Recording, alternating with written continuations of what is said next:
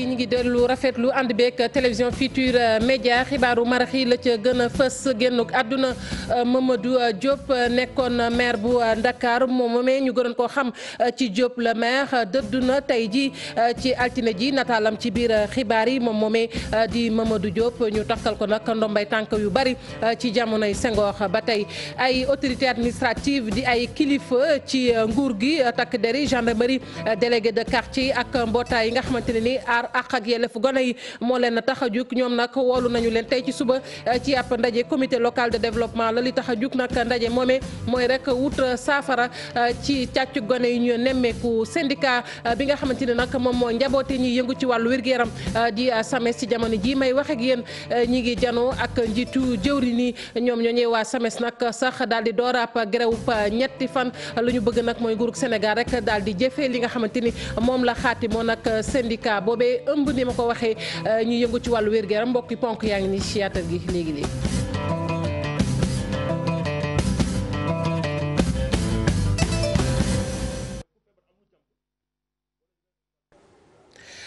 dale nag jàmm ci xibaaru marax yi ñu tàmbali ko ak génnuk àdduna Mamadou Diop nekkoon maire bu Ndakaaru ñu gënoon ko xam ci Diop le maire moom moomee nag nekk koo xamante ne nag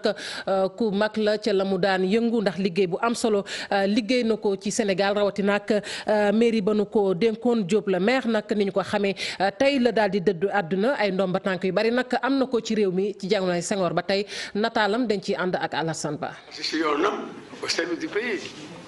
Figurez-vous, depuis 1960, je suis venu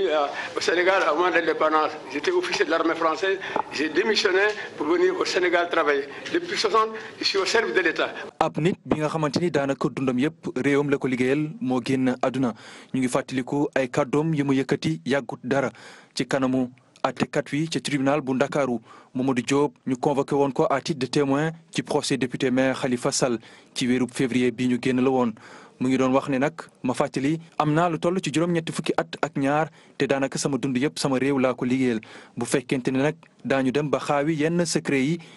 nañu jàpp ne jeex na mu mel ni kon ab avertissement la joxe woon mu judd juróom-ñeenti fan ci weeru mai atub 1936 fii ci Ndakaaru Diop le maire comme nuñ ko doon woowee daal dinay occupé ay fonctions yu kawe fii ci réew mi mu doon ab officier supérieur ci atub 1956 ñu dugal ko ci l'armée française en 1961 atub suñu l'indépendance ñu daal di ko yëkkati ci grade lieutenant ci atub 1971 mu daal di occuper fonction bu magistrat ci nguurub Senghor yoroon na département bu ci mel ni travaux publics transport ak urbanisme ab fonction bi muy yor ba kii di Senghor di jóge ci bopp réew mi ci atub 1981 ci gouvernement bu njëkk bu Habib Thiam mu daal di yor département bu santé publique ci atub 1984 nag lañ koy tabb mu doon maire bu Ndakaaru ab poste bi muy occupé lu toll ci fukki at ak juróom-ñaar daanaka kii di Pape Diop moo ko ci wuutu ci atub 2002 mu doon titulaire bi nga xamante ni daanaka ay décoration yu ci dalee biir réew mi ba ci biti réew lu ci mel ni chevalier de l'ordre du mérite chevalier de l'ordre national du Lion croix de la valeur militaire mu nekk itam diplômé major ci atub 1964 nekk itam juriste ak philosophe Sénégal nag daanaka ñàkk na kenn ci ay doomam yi nga xamante ni daanaka saa su ne danañ joxe boppam ngir fexe ba réew mi yëkkatiku. juróom-ñett fukkaat ak benn amoon na ko moom moomee di Mamadou Diop Souti Touré nag moom ak Mamadou Diop ñoo bokkoon nekk ca parti socialiste mu daal di indi nag seede bu am solo ci moom moomee di Mamadou Diop mu jàpp ni Sénégal kon ñàkk na ku mag a mag Souti Touré nekkoon jëwriñ ji dénk wàllu décentralisation nekkit secrétaire général bu parti socialiste authentique ñu teewlu ko ay kàddoom ci micro Mame Biram Diouf. man Mamadou Diop du sama génération benn ñaareel bi au départ je n'étais pas UPS mais je suis socialiste alors donc loolu jëm nañu defar nañu courant solidarité et démocratie Mamadou Diop croyait beaucoup à la transformation du parti pour nous permettre de revenir au pouvoir. liggéey na en tant que maire parce que boo gisee développement urbain boo seetee d'ailleurs structure ni mu organiser administration liggéey kii bi da ngay seet Mamadou Diop tam Abass Ndao développé na ko travaux communaux développé na ko créé na direction développement urbain liggéey na voirie bi liggéey na bu baax a baax a baax pour man bâtisseur la benn ñaareel politique redoutable et pugnace ñetteel borom xam-xam la borom xam-xam la parce que boo demee ci école nationale d'administration et de magistrature contrôle de l'administration daanaka programme boobu pour essentiel ci mbind Mamadou Diop la nekk. Mamadou Diop du Futur Média télévision Futur Média di mastawu njaboot gi waaye tamit di mastawu Sénégal gépp ndax tey réew mi ñoom ñoo ñàkk ñu daal di àddu ci leneen nag muy bilan bu Macky Sall gannaaw juróom-benn at yu mu def ci nguur gi taxaw seetlu gi fële ci Ziguinchor mooy am na ci ay dige yoo xamante ni daal di nañ koy jëfe waaye nag am na ci yoo xamante ne des na ba tax na daal kon ñu ngi koy gën a xaar ci liggéey ba foofee ca diwaanu Ziguinchor Boubacar Diassi. bilan bu njiitu réew mi Macky Sall ca diiwaan bu Ziguinchor ci juróom-benn at yi ñu génn daanaka ba ñu rafetlu la suñu sukkandikoo ci kaddu Ziguinchor waa bi fi liim ay jéego yi mu tegg. 6 ans bëri na bëriwul mais je pense que tey ñun waa Casamance dañ ci war a gërëm yàlla benn bateau moo fi nekkoon gis ngeen ne am na ñaari bateau yu ci yokk mu xaaj prix bi def ko 5000 ngeen gis ci wàllu transport bi Ziguinchor waaye tey mënoo nekk fenn nga ne da nga am problème pour bouger fooy dem am nga lu fay yóbbu mi bii suñu fi teg nga dem si santé Abdou Diouf moo fi nekkoon tàmbalee hôpital de la Paix. Père Abdoulaye Wade ñëw def 12 ans mbir yi changé wul Macky Sall ñëw def 6 mois hôpital bi pare nga dem ci wàllu sport bi benn stade lañ leen kii beneen tribune bi dafa dem ba muy mabb mu ñëw fexe ñu changé yëpp ba mu bees tak ñu yokk ci ni PPDC ak Puma ñoom it ñu ngi teg ay jéego yu am solo waaye mu ngi mel ni am na li ci des. loolu ay diggé la woon xëy na yéene bi amoon na fi waaye ñun de suñu yaakaar yeggagul Casamance fii. parce que lu ñu constaté mooy maanaam développement humain ci nit ñi ci boppam amul évolution nañ fu ñu nekkoon démb maanaam bu ñu delluwul ginnaaw daal avancé wuñu Macky ñëw nañ fi digg nañ ñaari pont yooyu ba léegi doxagul benn pont daal moom lañ fi defar ci nguur gële nguur Abdou Diouf. ci wàllu njàng ak jàngale jéego yi bari nañu. L'État a fait des pas énormes des avancées considérables dans la commune de Ziguinchor les abris provisoires n'existent plus. waaye li ci des taxu kaa néew. ñu dolli xaalis bu bëri pour que ñu mun a tabax classe yi ñu gaaw parce que mun ma comprendre Ziguinchor ville sax si biir commune bi ñu weti gouvernance ñu am fa ay abri provisoire boo jëlee lu mel ne ay école Jean Kandé école Ibou Camara bu ñu gisee situation école yooyu ça pose problème ak école comme Seydou Kane. fu toll nii waaw problème yi ñu doon jooy mën nañ continuer di ko jooy ba léegi salle de classe yaa ngi manqué ndax bâtiment yi parewuñu donc mënuñu ci liggéey donc bilan bi daal nan laa ko mën a waxee mooy dëgg-dëgg dynamique bi baax na. ci kaw suivi bi topp ci. diwaan bu Ziguinchor moo ngi xaarandi chef de l'État Macky Sall ndax war na cee dem ci ay bés yi ñu demmal mu doon ci moom am occasion ngir mu tàmbali yeneen chantier. bilan bu Macky Sall Sénégalais yeeg ni ñu ko gisee ñenn ñi jàpp ne nag ne liggéey na ña sa des gisee neneen ñu teewlu seen i kàddu ñoom sénégalais yooyu ci micro Cheikh Diop. man daal gisuma loo xam ne man fësal na ko ci réew mi quoi. waaw booba tey depuis 2012 jusqu'au 2018 moom gisuma lu mu fësal si dëkk bi quoi dëkk bi métti na métti boo xam ne sa waaye xam nga dafa dëgër yaa ma gën a xam boo gisee gars yi di jóge fii dem xam nga di génn loolu la quoi. 6 ans déjà lu ñu séntu ci programme Macky Sall lu bëri la ci wàllu mbay ci beneen fàllu aussi damay wax ci couverture maladie universelle parce que loolu dafa doon lu ñu doon xaar. Bon, le bilan est vice versa, il a du côté positif comme il a du côté négatif. bu ñu jëlee ci côté politique mu ngi jàpp ay adversaires politiques di leen ciy tëjlu di ci mel ni ay Khalifa Sall ay Karim Wade loolu yëpp juste pour utiliser la justice pour def ko bataille politique et ce qui n'est pas du tout normal. ñoom ñuy wax ay chiffres yoo xamante ne bu ñu nee par exemple ñu ne le taux de croissance à 7 points et cetera taux de croissance boobu loo xamante ne reflété wul carrément ci li Sénégalais yi di dund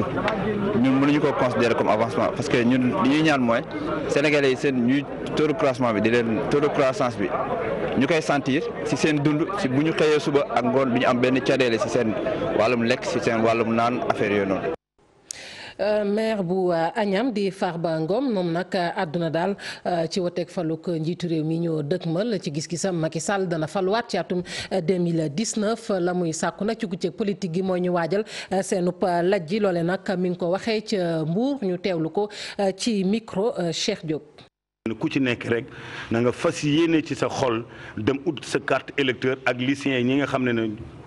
instant bi war nañu am 18 ans mun a fexe bis bi nga xam ne le 24 février 2019 coow bi wax bi yëpp bis bu jotee nga dem voté ji Macky Sall amaat deuxième mandat au premier tour. Macky Sall moom incha allah bu ci yàlla àndee stratégie bi duñ ko wax ci télé ñëpp xam nit boo yoree sa façon xeex doo génne sa arme yëpp ne nii laay xeexee mais bu ci yàlla àndee deuxième mandat Macky Sall premier tour 24 février 2019 sotti na ba pare ñu ngi ñaan yàlla rek ba bis bi àgg dinañ ko gagné au premier tour. niñ ko waxee sànq kàddu yooyu nag ca Mbour la ko yëkkatee ci bi nga xamante ne nag mbootaay googee ëmb étudiant yu Thilogne ak yu Kanel ñi ngi fa doon amal ab xew-xew di nag màggal ñaar fukki at bi nga xamante ne nag sos nañu mbootaay boobee maire bu Agnam nag ne taxaw na ngir jàppale kon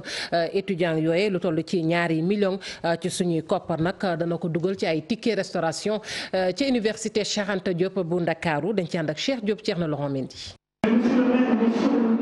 ñaar fukki at yoo xamante ne ni association bi nga xam ne dafa ëmb étudiant yu Thilogne ak itam yu Kanel ñu ngi ko am nag jamono ji ñoom ñoo boole seeni ay yoxo di xàcceendoo dóorandoo ngir gën a jëmmal région bu Matam. dimbali étudiants yi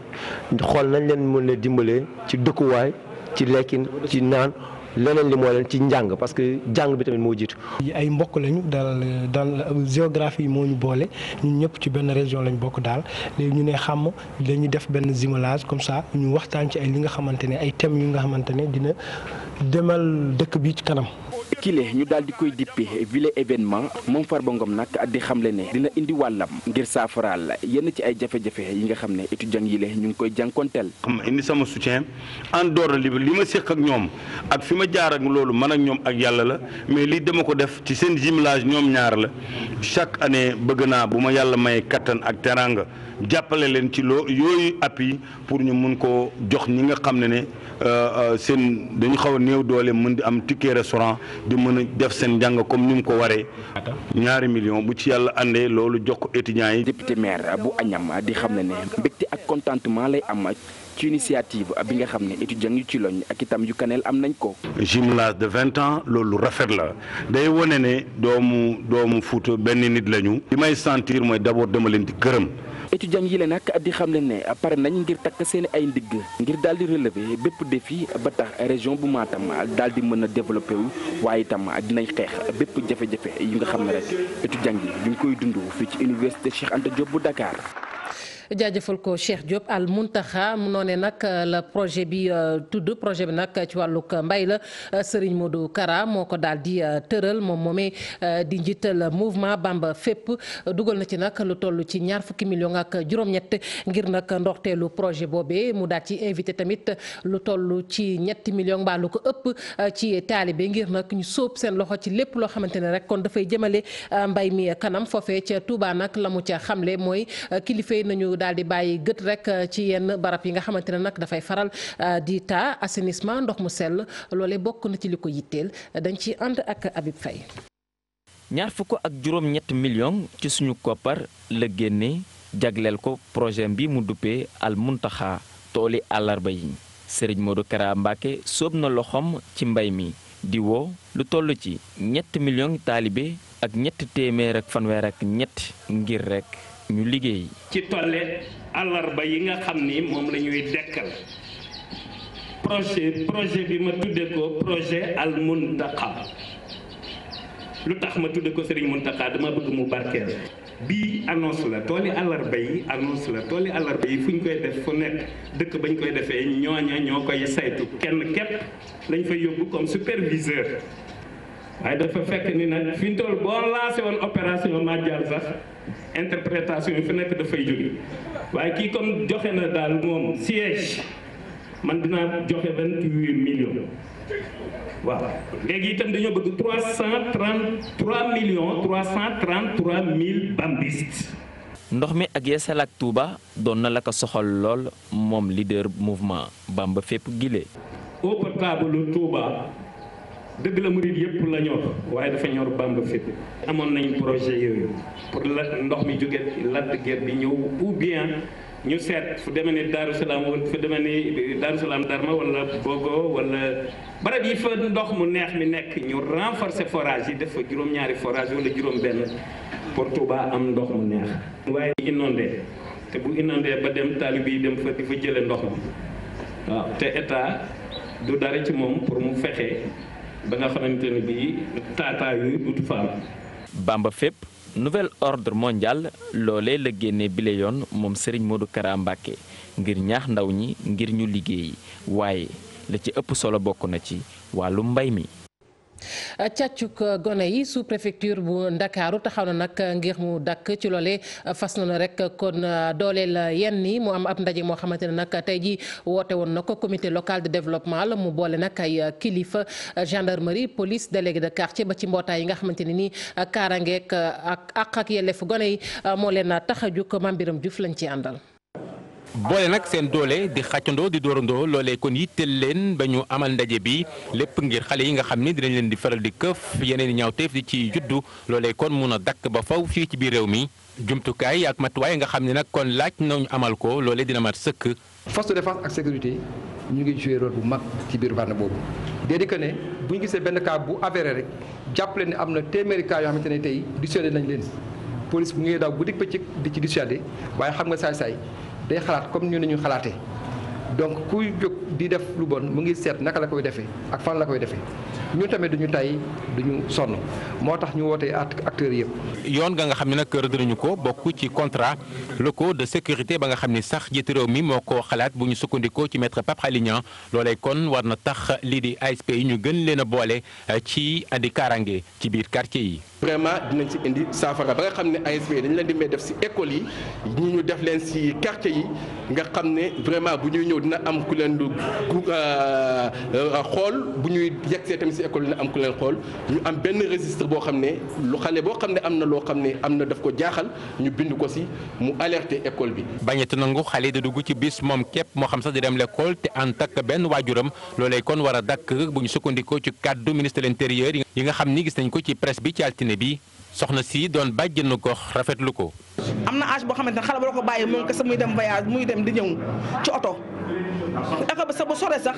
waroo ko bàyyi mu dem waxtu maanaam jóg oto di wàcc dem di foofu moom wóoru moom. bi mu gën a barki dem bu banlieue def naa li mu wax tamit renforcer tey 6 commissariats en 6 mois ci banlieue bi nekk na ay effort record. yaakaar naa donc li muy wax noonu li ñu ko waxee bu dee noonu la ko waxee c'est dans le bon sens parce que li amul Medina dafa nekkoon firnde nit tey na xale di ko yóbbu kenn xamul kan la xale bi demoon na bay rëcc jooy métti yam doon jooy moo tax ba kenn continuer di poser question bi yàlla natt kooku ñu mën door ko téye. cadre bi ñu samp nag dinañ ko gën a yaatal ndax kat taxaw ngir xeex lépp lu jëm ci xale yi ñuy këf ñëpp la soxal war ci dugal kon seen loxo doon lu kilifa yi teew fii fàttali. ñu wax ci wàllug caada nu ñuy fexe nag ba politique yi nga xamante ne dañu ko tëral ci wàllug caada mu gën a ñoŋ UNESCO ak juróom-benn réew ñoom nag ñoo dajoo rek ngir tontu ca loolee gannaaw nag ab rapport boo xamante ne def nañu ko ci àdduna bi ci atum 2018 ñeel wàllug caada rawatina ak li nga xamante ne xaatimoon nañu ko ci atum 2005 la ñu seetlu nag mooy am na ay jéego waaye bari na ay rëkk-rëkk ay sa topay ya juróom benn fukk ak ñaari jàngat gannaaw ñeenti at. solo si seetlu tolluwaay yi ci wàllum caada ana lu ci jëm kanam lan moo ci rëkk-rëkk. 46 dëkk yi nga xam ne muy téeméer ak ñeent fukk ak juróom-benni dëkk yoo xam ne yi dañu bokk ci accord boobu dafa am charte bu ñu signé charte boobu mooy lan mooy ñeenti at yu nekk dañoo war a def benn rapport. tënk ci li nga xam ne lii gouvernement bi jël na ko ci ay mesures ak ay politiques yoo xam ne yi mi ngi jëm ci ñoŋal convention boobu mu tudd léegi muy convention 2005 loolu nag suñu koy def toujours dañuy jékki-jékki nag boole rapport yëpp yi dëkk yëpp def am ay enseignements yu ñu siy tiire xool ay bonnes pratiques ñu ne lii de baax na gis nañu Sénégal ña ngay def lii ñu fexe ba yeneen dëkk yi aussi gis ko ndax mu nekk royukaay. leneen lu ñu wax a dooleel ci rapport bile. te mu nekk nag bonne pratique muy tollole lu ci mel ne góor ak jigéen ci wàllum caada. genre waxtaan yi nii dafa baax genre waxtaan yi dafa baax parce que on est obligé dëkkandoo bi on est obligé góor ak jigéen nekk on est obligé bàyyi nit ñi ñu jëf ci la ñu aay ci la ñu mën te kon c'est normal que document bu mel nii buñ ñu invité ni ñu kaay leen saytu ko waaw ñu daw ñëw buñ ci amee luñ ciy wax nag ñu sànni si astut. am na nag naam ay jéego yu mag yu ñu def waaye liggéey bi itam des na. Il y a beaucoup de défis dans ce monde. On vient de lancer le rapport mondial. boo xoolee ci àdduna bi am na lu bari lu ñu war a liggéeyaat rapport bi ñu génnee am na ay jafe-jafe yu ci mel ni yemale góor ak jigéen ci wàllu caada artiste bi jafe na mu wax xalaatam ni mu ko bëggee boo gisee tamit koppar yi ñuy dugal ci wàllu caada am na ay jafe-jafe. De l'investissement dans le secteur de la culture. réewum Sénégal nag jot na jébbal benn rapport bu jëm ci wàllum caada ci atum 2016 ñuy xaar nag ñaareelu rapport bi xëy na nag fekk atum 2020 ñu jot si. jaajëfal ko Aïssatou Paye tàggat yaram fédération sénégalaise bu football nag weddina xibaar boobee doon wax nag ne dafa am yenn prime yoo xamante ne dañu ko fas yéene kon daal di rek kon dindi ci équipe nationale vice-président bu fédération bi nag daal di ci indi ay leeral naka noonu it ma ngay woote rek ak booloo Ablaye Sow la ñuy teewlu ci micro Mamadou Ndiaye Mor Xarma. mbetteel lañ am tey bu ñu xëyee. ñu ne ñu xale yi de am na benn malaise bi fi am affaire prime loolu te ku nekk buy wax na waxal yàlla xam ne loolu du dëgg parce que wolof nag day ne lii dëgg la lii du dëgg li ñu mën a tontu fii mooy du dëgg dëgg la gaa ay waxtaan am na comme regroupement bu nekk bu ñuy def ci équipe nationale dana am waxtu yu nga xam ne président bi dana toog ak délégué joueurs yi toog ak entraîneur bi ñu waxtaan mbirum équipe bi waxtaan naka la ñuy améliorer yenn domaines yi te nag amul genn kër gu mat. yéen journalistes yi sax am ngeen seen réunion de rédaction dana am lu ci mat am na lu ci liwul ñu xool li ñu koy matale te bi ñu génnee amul dara lu nga xam ni am na lu xayma lu ci xayma lu nekk ci diggante xale yi ak ñun ou bien diggante xale yi entraîneur lépp la ñu waxtaanee lépp la ñu ut ay solution su ma ci ñëwoon ci détail sax da nga gis ni joueur du ñuy impliqué woo pour que mbir mi mat kon loolu nag bu climat boobu amee ba nga xam ni tey fii ci équipe bi waxatuñu ay kii mooy diw ba nga xam ni famille la ñuy consolider journaliste am na droit bind waaye boo bindee nga laajte aussi ñeneen ñi seen xalaat ñu wax ci bu fekkoon ni tey ci article boobu dañoo ne ñun fédération lii lañ ci xalaat mais dañu ñëw rek tëmbal benn affaire ba nga xam ni day yàq te nag waxtu wi ñu nekk nag du président fédération du entraîneur du ministre des sports mbirum réew mi la. tàggat yaram ba tey ñu dellu wax nag ci jongante bu doxoon ci diggante génération foot ak Linguère bu Saint-Louis génération foot nag am ndam ci kaw Linguère juróom-benn bal ci dara la ko dóor ci stade Mawade Wade entraîneur bu Linguère nag moom yëkkati na ay kàddu gannaaw bi la mu wax nag mooy ay gonem la mu leen digaloon ca terrain ba defuñu ko Abdoul Aziz Wade moom mooy entraîneur bu Linguère ñu teewlu ko ci micro Ousseynou Diop. ndax génération foot tey moo mën Linguère gagné na ko gagné bi nag dañ ciy bég parce que ndax lan